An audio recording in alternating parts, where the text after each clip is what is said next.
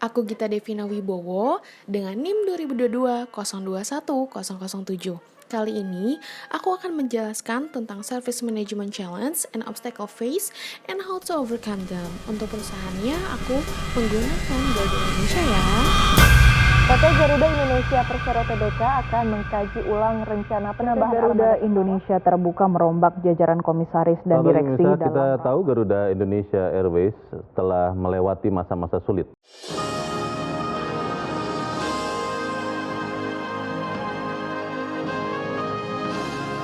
Celebrating the fascinating diversity and culture of Indonesia, Garuda Indonesia delivers the service to the world that reflects the best of Indonesia at 28 customer touchpoints.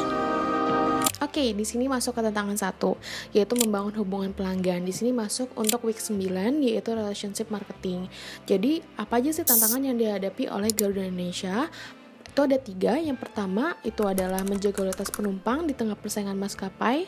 Untuk maskapai lainnya kita tahu ada Air Asia, ada Lion Air, ada Batik Air, hingga yang lainnya juga ada. Lalu yang kedua itu ada mendorong pelanggan untuk terbang kembali atau menciptakan loyalitas pelanggan. Lalu yang ketiga itu menciptakan nilai pelanggan jangka panjang atau customer lifetime value. Nah, solusinya apa aja sih? Jadi Garuda Indonesia ini menerapkan relationship marketing melalui pertama ada program Garuda Miles, itu seperti member card, lalu juga ada sistem keanggotaan bertingkat, lalu ada juga pelayanan personalisasi atau misalnya kita tahu seperti priority check-in, terus juga ada launch bandara dan juga tambahan untuk bagian bagasi. Nah, tantangan kedua di sini ada kegagalan layanan. Di sini masuk untuk week 10 yaitu service failure. Nah, bentuk service failure yang umum di Garuda Indonesia itu pertama ada keterlambatan penerbangan atau yang kita biasa tahu seperti delay ya. Lalu juga ada pembatalan penerbangan atau malah di-cancel. Lalu juga ada masalah akan bagasi, misalnya bagasinya itu terlambat, lama nih ataupun hilang misalnya gitu. Ada juga overbooking, ada juga gangguan operasional akibat cuaca atau yang teknis. Nah, jadi di sini kegagalan layanan ini tidak dapat dihindari dalam jasa yang berbasis manusia dan juga sistem seperti itu. Nah, solusinya Garuda Indonesia itu melakukan pemulihan layanan dengan menyampaikan permintaan maaf secara profesional. Jadi permintaan maafnya itu langsung kepada customer. Lalu juga ada memberikan informasi yang jelas dan juga transparan. Nah, untuk informasi ini diwajibkan ya untuk perusahaan itu untuk jujur sejujur-jujurnya kepada customer. Seperti itu, tidak boleh adanya bohong seperti itu. Lalu juga ada menyediakan opsi solusi, misalnya apakah dilakukan rebooking ataupun perubahan jadwal. Lalu juga memberikan kompensasi sesuai dengan kebijakan. Nah, di sini nih misalnya kompensasi untuk misalnya 1 jam delay, di situ misal dikasih snack, atau misalnya kompensasi untuk 3-5 jam dikasih makanan berat, ataupun delaynya harus hingga besok. Itu kompensasinya harus ada tempat penginapan untuk customer seperti itu. Lalu juga memberdayakan staff frontline untuk membantu penumpang. Konsepnya ini seperti service recovery paradox, yaitu pemulihan layanan yang baik dapat meningkatkan kepercayaan dan juga loyalitas pelanggan. Nah, di sini ada tantangan ketiga yaitu keluhan pelanggan. Di sini masuk untuk week 11 yaitu customer complaint. Nah, respon pelanggan terhadap ketidakpuasan itu ada 3. Yang pertama itu ada voice. Jadi customer itu menyampaikan keluhannya secara langsung ke perusahaan seperti itu. Tapi ada juga nih yang kedua yaitu negative word of mouth. Jadi di sini customer itu keluhannya itu malah ke sosial media. Seperti tahu banyak banget sekarang ya orang kalau misalnya komplain itu ya udah bikin video TikTok, IG ataupun langsung aja ke review di Google, review jelek. Nah, itu kan mereka lebih suka komplain yang di sosmed gitu loh. Lalu yang ketiga itu ada exit, yaitu berpindah ke maskapai lain. Daripada mereka capek-capek ngomong ya kan, mendingan langsung aja deh pindah maskapai lain. Maskapai layanan ini kan sangat merugikan bagi perusahaan seperti itu. Nah, di sini third party action-nya itu melibatkan pihak eksternal. Nah, problem utamanya adalah banyak pelanggan tidak menyampaikan keluhan secara langsung atau yang kita tahu komplain iceberg. Jadi kalau iceberg gitu ya, itu kan di bagian atas itu kan terdata, yang perusahaan tahu nih, oh komplainannya apa aja, tapi kalau yang dalam air itu kan nggak kelihatan, jadi perusahaan nggak tahu nih apa sih masalahnya segala macamnya. Itulah yang sulit dilakukan oleh perusahaan. Nah, di sini solusinya apa aja sih dari tantangan-tantangan itu?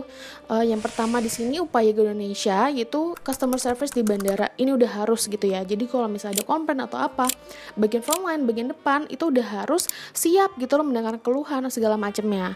Lalu juga ada kanal pengaduan digital. Nah, daripada mereka ngomong langsung keluar sosmed segala macam, mendingan disediakan tempat untuk mereka mengadu gitu loh. Misalnya QR gitu kan. Nanti mereka tinggal scan, tinggal isi segala macamnya.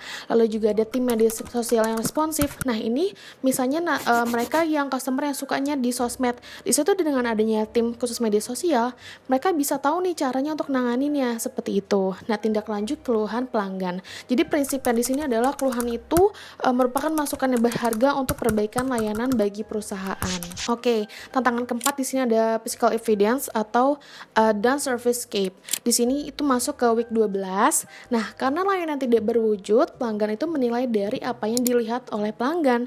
Misalnya desain kabin pesawatnya bagus apa enggak, modern atau enggak gitu ya. Terus juga gimana nih kursinya nyaman apa enggak nih, kayak gitu. Kebersihannya wangi enggak nih di sekitarnya, seragamnya gitu kan, seragam dari awak kabinnya tuh bagaimana. Lalu juga ada lingkungan lounge dari bandara seperti itu. Nah, Servicescape Garuda Indonesia, di sini Garuda Indonesia itu mengelola Servicescape melalui interior kabin yang elegan dan bersih, pencahayaan yang nyaman, lalu juga seragam kabin yang profesional pastinya, lounge bandaranya dengan suasana yang premium gitu loh. Nah, dampaknya apa sih? Pastinya kan mengurangi kecemasan dari penumpang itu sendiri, meningkatkan persepsi kualitas layanan, dan juga memperkuat citra merek. Karena kan kalau misalnya nih setelah customer tahu mereka tuh naik Garuda Indonesia tapi ternyata bagus. Nah, itu kan jadinya citra perusahaannya jadi bagus seperti itu. Tantangan kelima, sumber daya manusia. Nah, tantangan SDM di Garuda Indonesia tuh apa aja sih gitu. Jadi di sini tuh karyawan sebagai wajah dan merek hidup perusahaan gitu ya. Jadi mereka di sini memiliki tanggung jawab yang cukup besar juga gitu loh sebagai wajah dari perusahaan. Ada juga tuntutan emotional labor yang tinggi, itu sudah pasti karena mereka kan berkaitan langsung dengan SDM. Ada juga misalnya konsistensi layanan dalam situasi yang tertekan, mereka harus bisa menanganinya gitu ya. Lalu juga ada keseimbangan antara keselamatan dan juga pelayanan. Di sini mereka memang mengutamakan pelayanan, tapi bagaimanapun mereka juga harus siap gitu loh.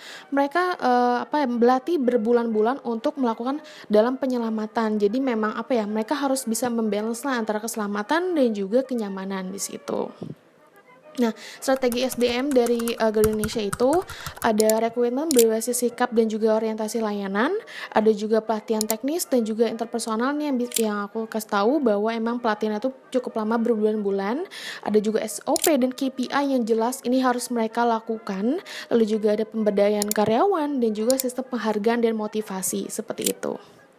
Nah, service profit chain di Garuda Indonesia, jadi untuk ini misalnya kepuasan layanan, kepuasan karyawan itu diperoleh dari kualitas layanan didapatkan dengan adanya kualitas layanan yang bagus, kepuasan pelanggannya juga makin meningkat, lalu juga loyalitas pelanggannya juga jadi tinggi, pastinya untuk perusahaan pasti berprofit dong kayak gitu ya. Jadi profitabilitas seperti itu. Jadi Garuda Indonesia ini menunjukkan bahwa investasi pada karyawan itu bisa berdampak langsung pada keberhasilan layanan dan juga berdampak untuk jangka panjang gitu. Jadi memang Garuda Indonesia ini sangat mengutamakan kebahagiaan dari SDM itu sendiri. Oke, sekian dari saya, kurang lebihnya mohon maaf. Terima kasih.